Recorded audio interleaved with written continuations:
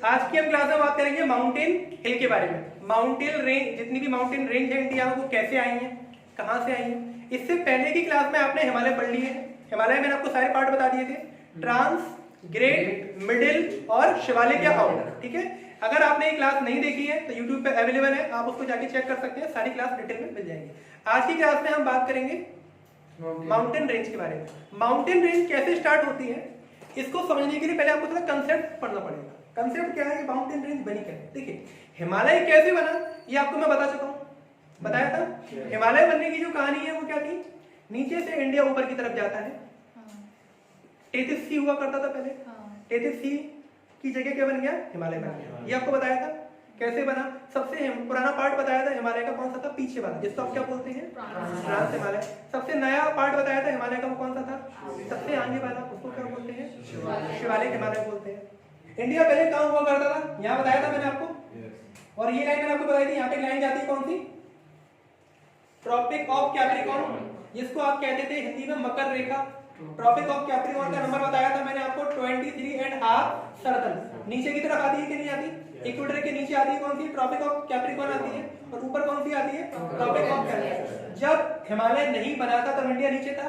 तो क्वेश्चन पूछा जाता है, हिमालय के बनने से पहले इंडिया कहाँ लोकेटेड था। तो इंडिया उस समय सर्दर्न पार्ट में लोकेटेड था। और किसका पार्ट था, गोंडवाना का। नीचे वाले पार्ट को मैंने बताया था गोंडवाना कहा जाता था। और उस समय इंडिया से निकलती थी ट्रॉपिक ऑफ कैप्रिकॉर्न। उस समय क्या निकलती थी, ट्रॉपिक ऑफ कैप्रिकॉर्न। मैंने आपको ये भी बताया था, इंडिया धीरे धीरे नीचे से क्या होता चला गया, ऊपर शिफ्ट हुआ। ऊपर शिफ्ट होने में कई करोड़ साल लगते हैं, क्योंकि करोड़ों साल में कुछ सेंटीमीटर का मूवमेंट होता है प्लेट्स में, बताया था। तो इंडिया धीरे धीरे यहाँ से कहाँ चलता चला गया, ऊपर। एक बात और, पूरा इंडिया शिफ्ट नहीं हुआ है। इंडिया के नीचे का जो पार्ट देख रहे हैं ना, ये वाला केवल यही नीचे था, ऊपर वाला पार्ट तो ऊपर ही था। तो इसके टकराने से क्या बना आपका, हिमालय बना। अब एक बात समझिए, ये धीरे से नीचे ऊपर मूव होगा क्या, नहीं होगा, धीरे धीरे ऊपर मूव हुआ। तो जब ये ऊपर मूव हुआ तो क्या यहाँ टकराएगा नहीं कहीं बीच में, प्लेट से प्लेट टकराती है कि नहीं टकराती, मूवमेंट होने पर। उसी से क्या आता था आपका, अर्थक्वेक। अर्थक्वेक प्लेट के टकराने से आता है। तो समझते चलिएगा इस चीज में, ठीक है। कोई डाउट हो तो पूछ लेना। जैसे जैसे आपका नीचे वाला पार्ट, इंडिया का सर्दर्न पार्ट ऊपर की तरफ मूव होता गया, तो क्या हुआ आपका, यहाँ पे इंडिया का किसी न किसी से टकराना फिक्स हुआ, इंडिया टकराएगा। तो बात समझिएगा, जब ये इंडिया का पार्ट ऊपर की तरफ मूवमेंट आ रहा होगा तो रास्ते में सबसे टकराया होगा कि नहीं टकराया होगा। तो जैसे आपको क्या नजर आ रहा है, पानी नजर आ रहा है, क्या नजर आ रहा है, पानी। पानी भी तो किसी न किसी प्लेट पर होता है, मतलब पानी कोई हवा में तो लटका नहीं है। अर्थ पे आपको प्लेट्स पढ़ाई गई है, और प्लेट्स मैंने बताया था कितनी प्लेट्स हैं पूरे वर्ल्ड में, 20 + 7 वर्ल्ड में 7 बड़ी प्लेट है और 20 छोटी छोटी प्लेट है, ठीक है। और नासा कहता है कि प्लेट 100 से ज्यादा हो सकती है इन फ्यूचर। जैसे जैसे इंडिया आपका ऊपर की तरफ आया तो यहाँ जो पानी है, बात समझिए, यहाँ क्या है, पानी। तो पानी किसी प्लेट के ऊपर है क्या, नहीं। तो इंडिया की प्लेट उस पानी वाली प्लेट से टकराएगी नहीं टकराएगी, टकराएगी ना। तो यहाँ टकराने से क्या होता है, क्रैक आते हैं। क्या आते हैं, यहाँ क्या आया, बहुत बड़ा क्रैक आ गया। और ये इतना बड़ा क्रैक आया, क्रैक आने से क्या होता है, नीचे से निकलता है मैग्मा, निकलता है कि नहीं निकलता है। तो नीचे से क्या निकला, मैग्मा। तो मैग्मा के निकलने से ये पूरा मैग्मा कहाँ फैलेगा, आसपास के रीजन में फैलेगा। तो मैग्मा यहाँ जो फैला है, यहाँ जो मैग्मा फैला, तो मैग्मा इधर भी तो फैला होगा, इधर भी मैग्मा गिरा होगा, इधर भी मैग्मा गिरा होगा। तो ये मैग्मा जब यहाँ फैलता गया फैलता गया फैलता गया और कई सालों तक फैला, ऐसा नहीं 4 दिन बाद बंद हो गया। मैग्मा के जो फैलने का प्रोसेस है वो शॉर्ट टाइम का नहीं था, मैग्मा के फैलने का जो प्रोसेस था वो कैसा था, लॉन्ग टाइम प्रोसेस था। इसमें मैग्मा फैलता गया और फैल फैल के कहाँ पहुंच गया, आपका सब जगह बिखर गया। समझ में आ रहा है। अब एक बात, इंडिया जो नीचे से आपका टकराया है ऊपर जाकर, इंडिया नीचे से ऊपर से टकराया है। तो जब कोई चीज टकराती है, बात समझिए, जैसे मान लीजिए कोई भी चीज है, ये किससे टकरा रही है, किससे टकरा रही है, यहाँ से देखिए, तो क्या हो रहा है, आवाज तो हरी, आवाज की बात नहीं कर रहे, हाइट ऊपर नीचे जा रहा है। सबसे आगे वाला पार्ट जो होगा वो हो जाएगा, डिस्ट्रॉय होगा कि नहीं होगा। जैसे मान लीजिए यहाँ टकरा, ठीक है, तो ये टकरा गया, आगे वाला पार्ट कैसा हो गया, डिस्ट्रॉय। पीछे से उठा के नहीं उठा, आप खुद ट्राई कीजिए, जब ये टकरा जाता है तो ऊपर की तरफ उठ जाता है, उठता है कि नहीं उठता।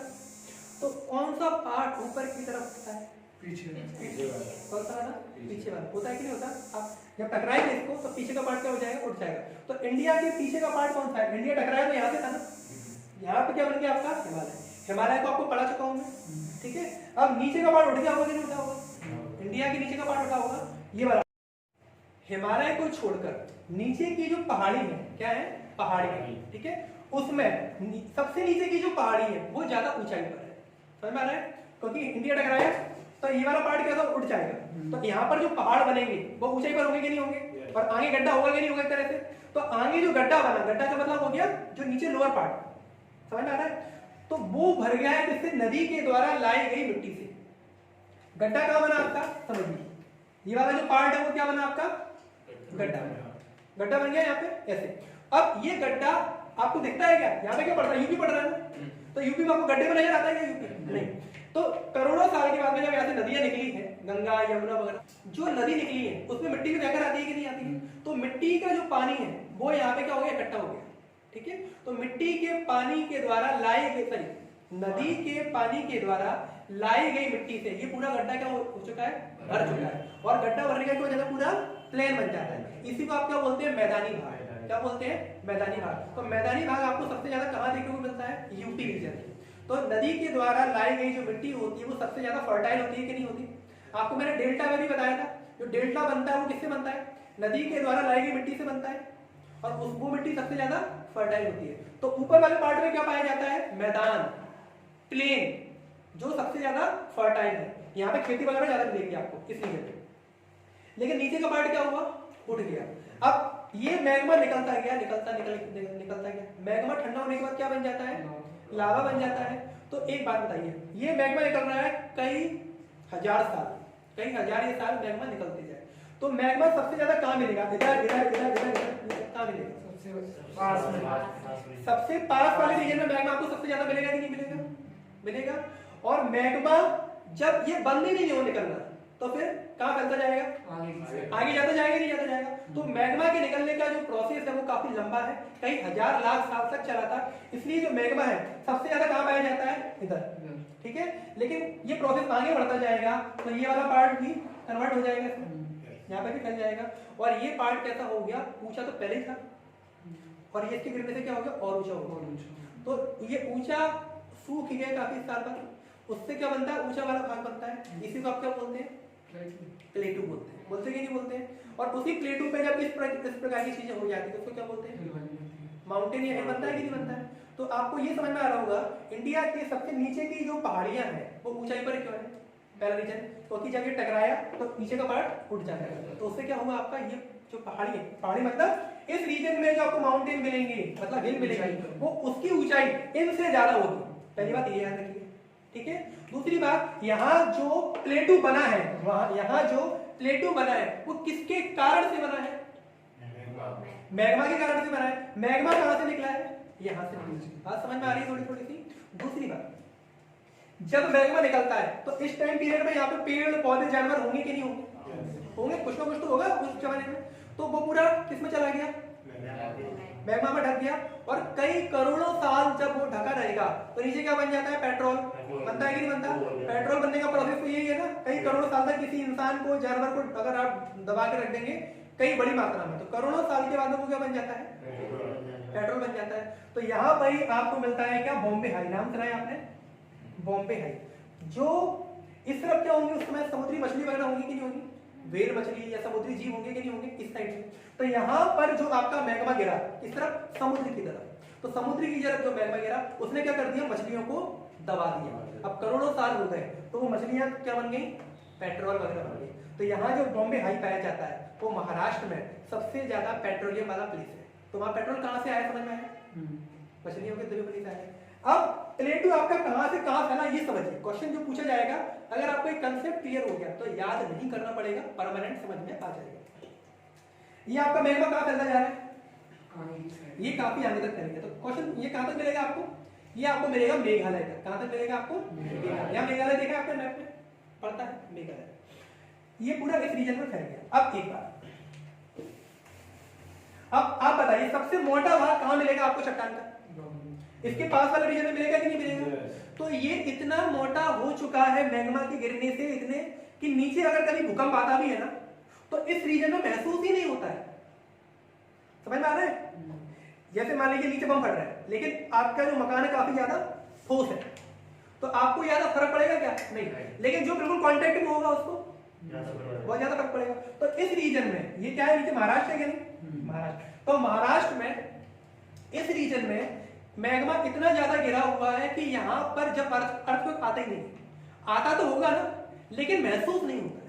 समझ में आ रहा है? महसूस नहीं होता है। लेकिन जब ये मैग्मा गिरा तो मैग्मा कोई नियम से तो गिर नहीं रहा है इंसानी तरीके से, वो तो नेचुरली गिर रहा है, तो पूरी तरह सब जगह नहीं फैल पाता है। तो यहाँ पर बीच में एक जगह क्या रहेगी, खाली रहेगी। महाराष्ट्र के अंदर एक जगह जहां मैग्मा नहीं भर पाया, किसी भी कारण से नेचुरल रीजन रहा होगा, वहां पे क्या हो गया, एक कैविटी जैसा बन गया। कैविटी समझते?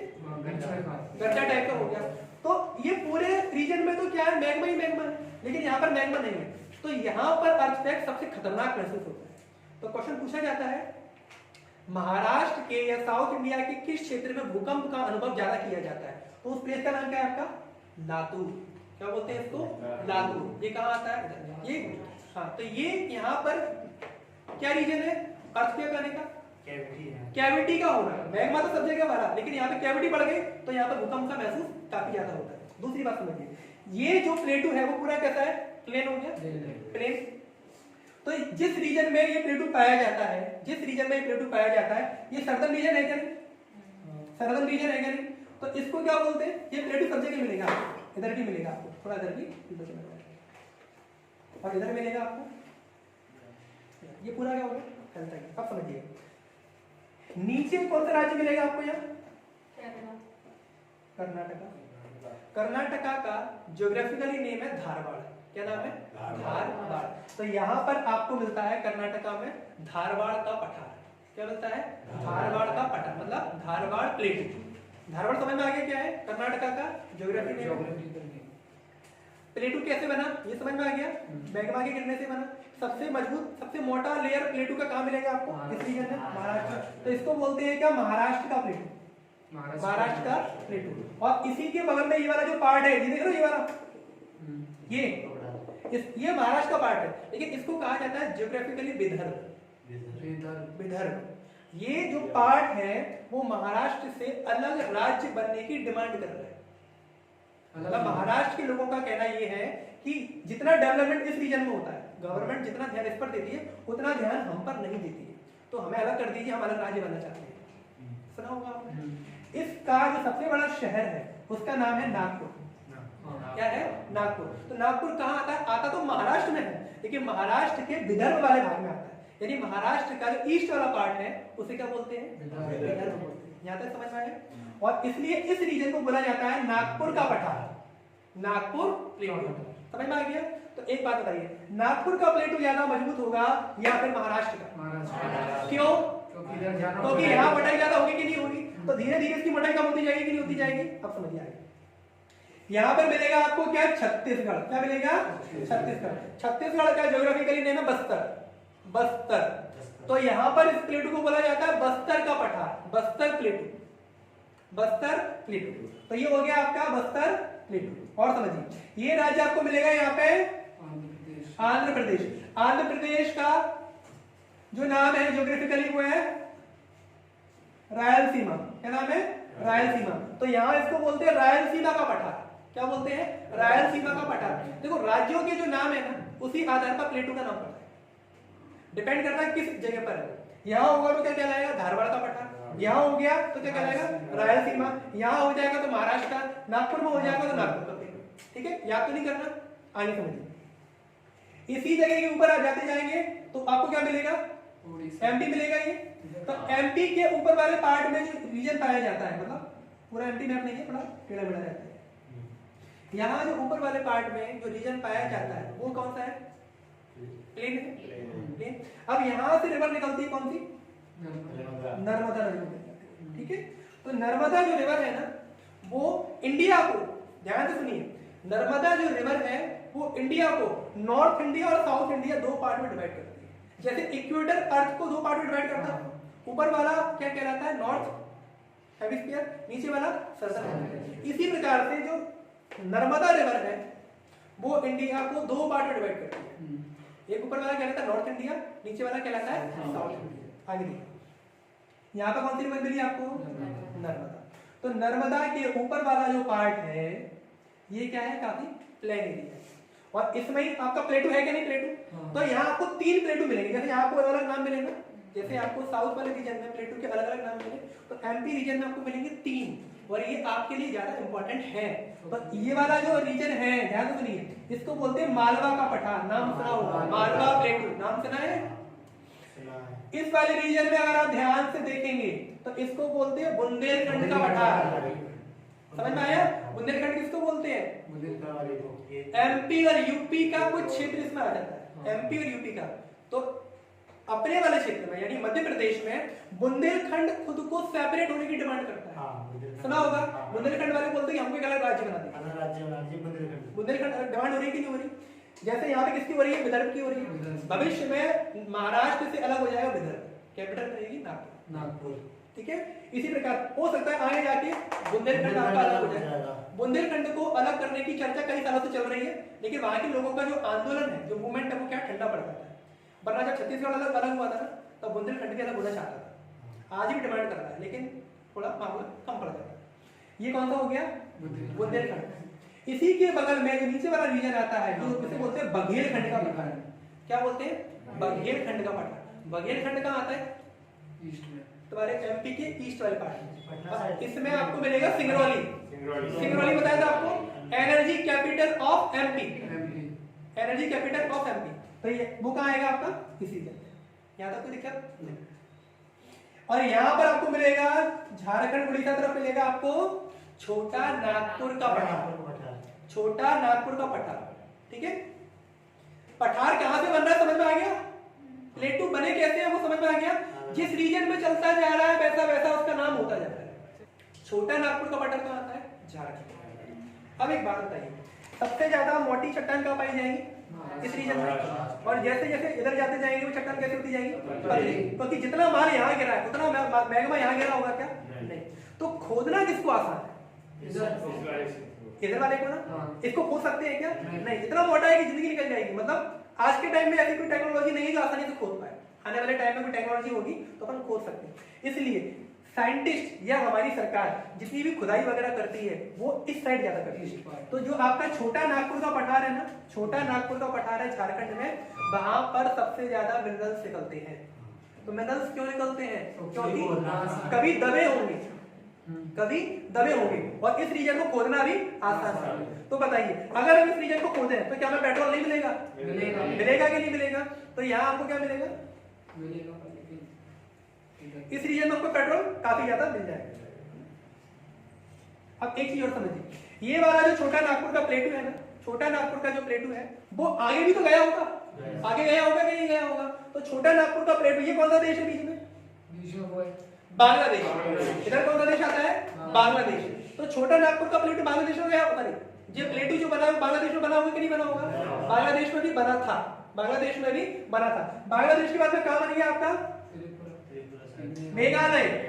मेघालय में क्या है? पठार। से बोलते हैं मेघालय का पठार या मेघालय प्लेटू। अब एक बात समझिए, बना तो यहां से लेके वहां तक पूरे में था ना, यहां से लेके वहां तक पूरे में बन गया। लेकिन जो बांग्लादेश है ना, वो आने वाले टाइम में इसकी जमीन जो है वो खिसक गई, नीचे बैठ गई। क्या हो गई? नीचे बैठ गई। जैसे मान लीजिए पूरा पार्ट बना हुआ है, ठीक है, लेकिन इसके बीच का हिस्सा क्या हो जाए? नीचे खिसक जाए। तो यहाँ पे दरार बनेगी कि नहीं बनेगी? इन दोनों के बीच में क्रैक बनेगा कि नहीं बनेगा? तो ये क्रैक कहाँ बनता है? तो ये वाला पार्ट क्या हो गया? नीचे खिसक गया। तो प्लेटू इधर है और प्लेटू इधर है। तो इस वाले जो आपका दरार बना है इसको बोलते हैं मालदा दरार, मालदा क्रैक। समझ में आ गया? क्वेश्चन बोलेगा मालदा क्रैक कहाँ पाया जाता है? तो किस क्षेत्र में मिला आपको? बांग्लादेश में। कैसे बना समझ में आया? ये पूरा प्लेटू बना, लेकिन बीच वाली जगह क्या हो गई? नीचे बढ़ गई, तो दरार बन गई। तो ये प्लेटू और ये प्लेटू सेम, ये प्लेटू और ये प्लेटू क्या है? सेम। इतना समझ में आया प्लेटू बनने की कहानी? यहां पर भी इसका कुछ पार्ट गिर गया, यहां पर भी इसका कुछ पार्ट गिर गया, तो यहां पर भी थोड़ा पेट्रोल वगैरह काफी ज्यादा मात्रा में मिलता है। और इस रीजन में काम कर रही है कंपनी रिलायंस, याद रखिएगा। जो समुद्री के अंदर पेट्रोल निकालना कोई मामूली बात तो है नहीं, मतलब कई सारी टेक्नोलॉजी, करोड़ों रुपए का खर्चा आता है। तो ये जो ठेका दिया गया किसको दिया गया? रिलायंस को दिया गया। ठीक है, एक और चीज याद रखिएगा, यहाँ पे इस रीजन में, ये बोला अंडमान निकोबार। अंडमान निकोबार मैंने आपको बताया था किसका पार्ट है, आउटर हिमालय का। आउटर हिमालय कहाँ से चला था आपका, पाकिस्तान में उसको क्या बोलते हैं, सुलेमान बताया था। फिर इंडिया में चला आपका, यहाँ पे गायब हो गया। फिर कहाँ चला गया आपका, अरुणाचल प्रदेश में। डाल्फा, अबोर, मिशिगन, पटकाई, ये किसके पार्ट है, आउटर के है ना। फिर यहाँ कौन से पर्वत में कन्वर्ट हो गया था, अराकामियोमा, वो कहाँ बताया था, म्यांमार में। आउटर हिमालय की बात कर रहे हैं। और उसी के बाद ये कहाँ, यहाँ पे डूब गया। और फिर यहाँ पे क्या हो गया, अंडमान निकोबार। आया कि नहीं, अंडमान निकोबार में जो इंटरनेट को प्रोवाइड करने वाली कंपनी है वो बनी थी आपकी BSNL। याद रखिए, क्वेश्चन पूछे जाते हैं इसके। कौन सी कंपनी है अंडमान निकोबार में हाई स्पीड इंटरनेट प्रोवाइड करा रही है, तो BSNL, ठीक है। और वो कौन सी कंपनी है जो बंगाल की खाड़ी, जैसे बोलते हैं बे ऑफ बंगाल में पेट्रोल निकालने का काम कर रही है, ठीक है। तो आपको समझ में आ गया पेट्रोल कैसे बन रहा है। और हमारे यहाँ पे जो खनिज है वो कहाँ से निकलता है, कहाँ की चट्टान ज्यादा मोटी है, कहाँ की चट्टान थोड़ी कमजोर है, किसको खोदना आसान है, किसको खोदना बहुत मुश्किल है। समझ में आया इतना इतना। तो ये क्या है आपका प्लेटू वाली कहानी। देखो ये क्या है आपका इंडिया का मैप, ठीक है। यहाँ पर आपको मैंने बताया एक रेंज पाई जाती है, क्या पाई जाती है, मतलब इसमें क्या पहाड़ी टाइप की कोई चीज मिलेगी। यहाँ पर आपको मिलेगी रेंज। इसको ये इंडिया के किस तरफ है, वेस्ट, इसको बोलते हैं वेस्टर्न घाट। क्या बोलते हैं, वेस्टर्न घाट। अब वेस्ट साइड ऐसे वेस्टर्न बोल दिया, पश्चिम तरफ है तो पश्चिमी बोल दिया।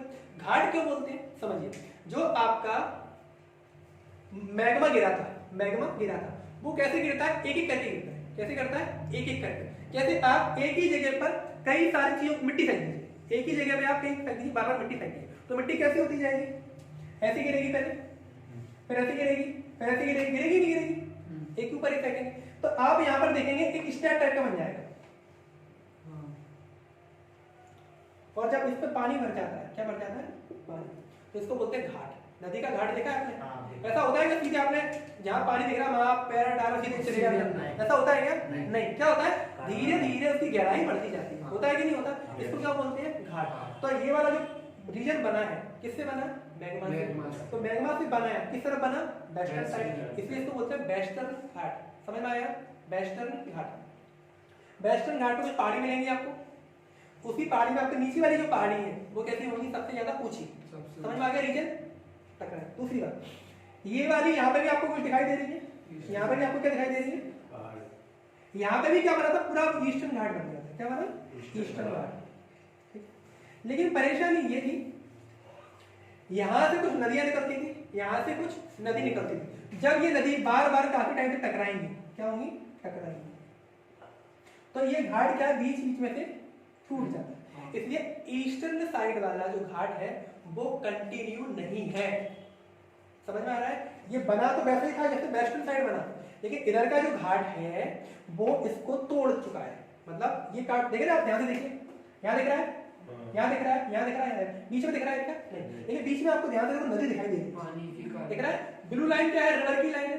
तो जब पानी किसी चीज में बार बार टकराएगा तो वो चीज टूटेगी कि नहीं टूटेगी, पानी में बहुत पावर होती है अगर वो कई सालों से टकरा रहा है।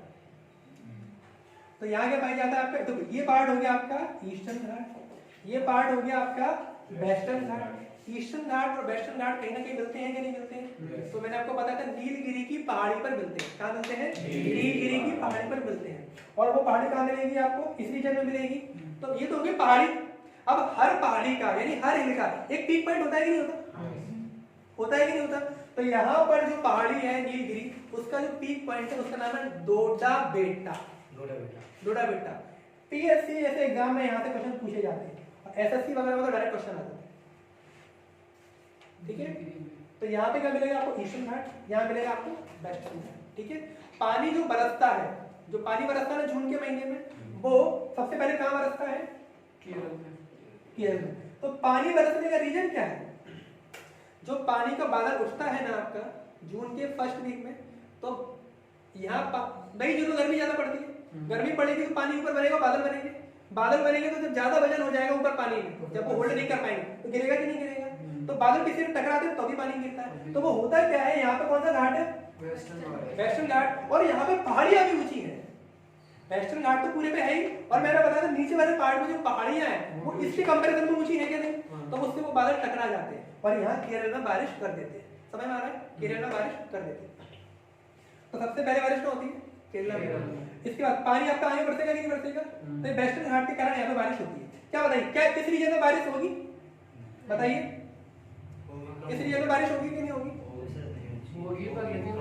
समझिए, जैसे मान लीजिए ये क्या है आपका पर्वत है, ठीक है, यहाँ पर क्या हुआ, बादल टकरा गए, तो ज्यादातर बारिश तो किस तरफ होगी ना? क्या बादल इस तरफ जा पाए? नहीं। जो थोड़े बहुत बादल होते हैं, जो थोड़े बहुत बादल होते हैं जो ऊपर से हल्के फुल्के निकल गए, वो थोड़ी बहुत बारिश यहाँ पर कराते हैं, लेकिन मेन बारिश कहाँ पर होती है? तो जब भी बोला जाएगा कि इस क्षेत्र में बारिश नहीं होती, तो इसका मतलब है वहां पर कम बारिश होती है। समझ में आ रहा है? जब भी ज्योग्राफी में ऐसा बोला जाए कि इस क्षेत्र में बारिश नहीं होती है, इसका मतलब है कम बारिश होती है, ठीक है। और यहाँ बोला जाएगा यहाँ बारिश खतरनाक होती है, तो किस कारण से होती है? वेस्टर्न घाट से बादलों के टकराने के कारण होती है, ठीक है। अब यहाँ समझिए, यहाँ पर क्या मिलेगा आपको? यहाँ कौन सा घाट बताया आपको? ईस्टर्न घाट। जो थोड़ी बहुत बारिश हो रही होगी वो यहाँ गई होगी कि नहीं गई होगी बादल? ये बादल आगे जाके किससे टकराएंगे? ईस्टर्न घाट से टकराएंगे कि टकराएंगे? तो बताइए, इस क्षेत्र में बारिश होगी? इस क्षेत्र में जो बारिश होती है वो ना के बराबर होती है। रीजन, पहली बात तो बादल यहाँ से यहाँ नहीं जा पाए, और अगर कुछ बादल पहुंच भी जाए तो इसको नहीं तोड़ पाते, इसको क्रैक नहीं कर पाते, और ये दूरी क्या है? थोड़ी ज्यादा है। ये दूरी क्या है? ज्यादा है। तो बादल सारे यहाँ पर ही खत्म हो जाते हैं। यहाँ पे बारिश जून वाले मंथ में नहीं आती, यहाँ बारिश होती है लौटते हुए मानसून, यहाँ बारिश होती है लौटते हुए मानसून, ठीक है। अब आपके मन में एक सवाल आएगा, अरे यार यहाँ के जो बादल है, आपके मन में एक सवाल आ सकता है, यहाँ जो बादल बने वो इससे टकराए थे, तो यार यहाँ पर भी तो बादल बने होंगे, हाँ? मन में सवाल है ऐसे किसी के? किसके मन में ऐसा सवाल है? सबके मन में ऐसा सवाल है। यहाँ जो बादल बने वो इससे क्यों नहीं टकराएंगे? टकराएंगे कि नहीं टकराएंगे? जी, तो वो नहीं टकराएंगे। क्योंकि आपको एक लॉ पढ़ाया था फेरल का लॉ, जब साइकिल पढ़ाया गया था तो आपको बताया था कि जो हवाएं होती है नॉर्दर्न हेमिस्फीयर में वो कहाँ चलती है? राइट साइड मुड़ जाती है। बताया था कि नहीं बताया था? तो जिस तरफ हवा चलेगी बादल भी तो उस तरफ मुड़ेगा, मुड़ेगा कि नहीं मुड़ेगा? तो यहाँ पे जो बादल बना वो किससे मुड़ेगा? इससे टकरा के, इससे टकरा के यहाँ बरस गया। लेकिन यहाँ जो बादल बना वो यहाँ बारिश नहीं करा था, वो बारिश करा था म्यांमार। समझ में आ रहा है? और ये इंडिया पड़ता है क्या? छोड़ा था अंडमान निकोबार पड़ेगा, उससे अपने को ज्यादा क्वेश्चन बनते नहीं है। समझ में आ रहा है कि नहीं आ रहा है? ये समझने वाला टॉपिक है, याद तो आप करिए। इधर कौन सा घाट है? ईस्टर्न। इधर कौन सा घाट है? वेस्टर्न। और चीज समझिए, यहाँ कौन सा पर्वत है? अरावली। अभी आपको केवल रफली आइडिया दे रहा हूँ, डिटेल में भी पढ़ेंगे। यहाँ कौन सा है? अरावली। मध्य प्रदेश में कौन सा है? विंध्याचल। इसके नीचे कौन सा है? सतपुड़ा। और यहाँ पर देखो मिलेगा आपको अजंता। यहाँ पे क्या मिलेगा? अजंता, ठीक है। यहाँ एक और मिलेगा आपका मैकाल। क्या मिलेगा? मैकाल।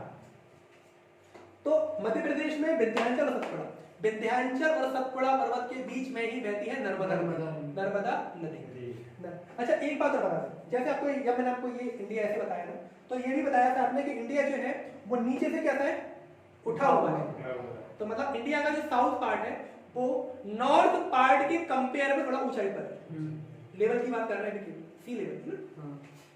अब सवाल उठता है जो ईस्ट है और जो वेस्ट है, जो ईस्ट है और वेस्ट है, ये प्लेन है, ऐसा है या ऐसा है? मतलब कहां की तरफ उठाए, कहां की तरफ झुका हुआ?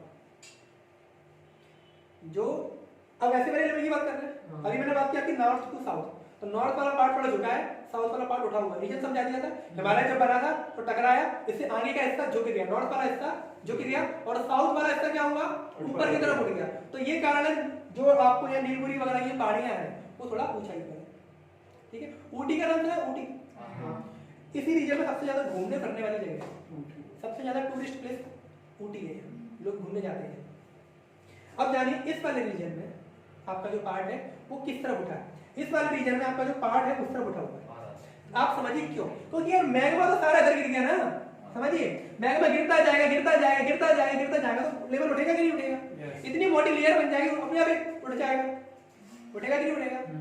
जैसे मान लीजिए प्लॉट है, कचरा फेंकते जाओ फेंकते जाओ फेंकते जाओ, उसका लेवल बढ़ेगा कि नहीं बढ़ेगा?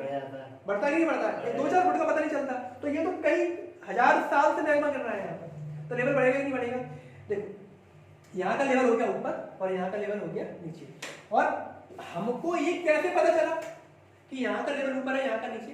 समझिए, यहाँ से जितनी भी नदियां निकलती है ना वो सारी इस तरफ बह रही है। क्या कोई नदी इस तरफ गिर रही है? नहीं। तो रिवर पर दिख रही है आपको? रिवर दिखाई दे रही है ना? तो सारी लाइनें किधर है? इधर। तो जो रिवर वेस्टर्न घाट से निकली है वो सारी ईस्ट की तरफ जा रही है, और एक्चुअली ये ईस्ट नहीं है, ये इसका जो सही आंसर है वो साउथ ईस्ट। साउथ होता है नीचे, ये होता है ईस्ट। तो देखो क्या ये नदी ऐसी बह रही है? नहीं ना। अगर ऐसी बहती तो क्या बोलते हैं? ईस्ट। ये नदी बह रही है कैसी? ऐसी, इसको क्या बोलते हैं अपन? South east. तो क्वेश्चन बोलेगा सर्दर्न पार्ट में इंडिया का स्लोप, स्लोप मतलब ढलान, किस डायरेक्शन में है? तो किस डायरेक्शन में हो रही है? South east. रीजन समझ में आ गया क्यों हो रही है? तो कि भैया मैग्मा इतना सारा गिरा हुआ है, मैग्मा लावा बन गया, लावा बन गया तो पर्वत बन गया, पर्वत बन गया तो ऊंचाई बढ़ गई। इस तरह इतना गिर नहीं पाएगा क्योंकि दूरी पर था। जितना दूरी पे जाओगे उसका लेवल कम होगा कि नहीं होगा?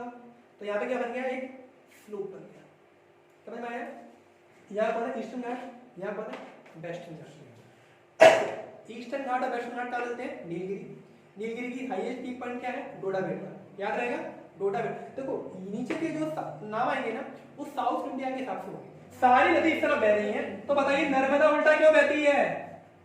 नर्मदा और ताप्ती, आपको मैंने बताया था नर्मदा और ताप्ती को सिस्टर रिवर कहते हैं। हाँ। और ये दोनों ऐसी नदियां हैं जो अपोजिट डायरेक्शन में बहती दोनों हैं, वेस्टर्न अपोजिट डायरेक्शन में बहती हैं। बहती है कि नहीं बहती है? तो अपोजिट डायरेक्शन में यहाँ होगी नर्मदा और ताप्ती। क्वेश्चन बोलेगा नर्मदा रिवर किन दो माउंटेन के, मतलब किन दो पर्वत या पहाड़ियों के बीच बहती है? तो विंध्याचल और सतपुड़ा। अगर बोलेगा ताप्ती रिवर किन दो पहाड़ियों के बीच बहती है? तो सतपुड़ा और अजंता। समझ में आया? सतपुड़ा और अजंता। अब देखिए ढलान इस तरफ, लेकिन नर्मदा बह रही है इस तरफ। एक क्वेश्चन और बताया था मैंने आपको, भारत की वो सबसे बड़ी नदी कौन सी है जो उल्टी दिशा में बह रही है? नर्मदा। तो उल्टी दिशा में बहने वाली सबसे बड़ी नदी कौन सी है? नर्मदा। लेंथ बताई थी आपको नर्मदा की 1312 किलोमीटर।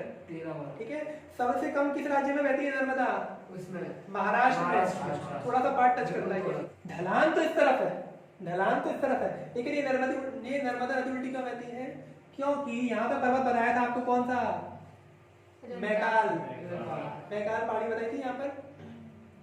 तो ये चाहते हुए भी इधर नहीं बह सकते क्योंकि यहाँ क्या आ गया? पहाड़। पहाड़ को तोड़ना इतना आसान नहीं है, काफी ज्यादा मोटाई वाला पहाड़। और ऐसे में बना, ऐसे में होता ना तो एक बार टूट भी जाता। दूसरा, इसका जो पानी पूरा इधर आता है क्योंकि दोनों पहाड़ी के बीच फंस गई है, मतलब पानी इधर भी नहीं जा सकता और इधर भी नहीं जा सकता। तो इसका जो पाथ है वो फिक्स है। पाथ क्या है? फिक्स है। इस तरह जब ये नदी ऐसी बहती है तो इसके साथ में बहने वाली मिट्टी और जो बाकी चीजें हैं वो इधर उधर जा सकता है क्या? बोलो जा सकता है क्या? क्या अब ये पर्वत क्या है? आपको पूरे पानी को बीच में फ्लो कर देता है, तो पूरा पानी कहाँ बहता है? पश्चिम दिशा में, वेस्ट डायरेक्शन में बहता है नर्मदा रिवर का। तो इसके साथ में लाई गई मिट्टी क्या अगल बगल बहेगी? क्या ये डेल्टा बनाएगी? डेल्टा तब बनता है जब अगल बगल जगह नहीं होती। बताया था आपको। तो पानी यहाँ बह गया और यहाँ बह गया, बीच में क्या बन गया आपका? ट्राइंगल। तब बनता था डेल्टा। लेकिन दोनों तरफ बिल्कुल जैसे घोड़ा देखा ना, एक तरफ वो लगा देते हैं हाथ, ना जगह देख पाता है ना जगह देख पाता, सीधे सीधे चलता है। सेम केस नर्मदा रिवर का, ना इधर ना उधर, सीधे चलती है। और जब सीधे चलती है तो सारी मिट्टी कहाँ गिरेगी? इसकी सीधे समुद्र में गिरेगी। तो इसको बोलते हैं जो सारी मिट्टी या कचरा जो लाती है नदी वो समुद्र में गिर जाए, एस्चुरी। क्या बोलते हैं? एस्चुरी। तो क्वेश्चन बोलेगा कौन सी नदी एस्चुरी बनाती है?